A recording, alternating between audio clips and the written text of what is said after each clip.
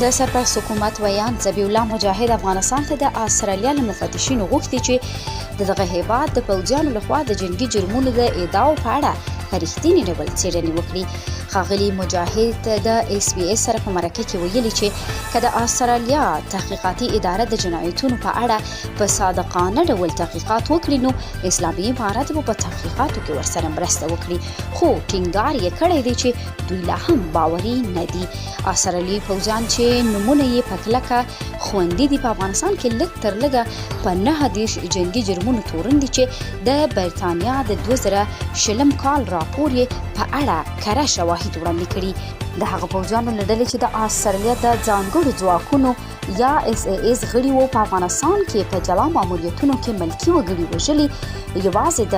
بن رابرټس اسمت د جرم شواهد وړاندې شوي او فدرالي محکمې مجرم اعلان کړی دی.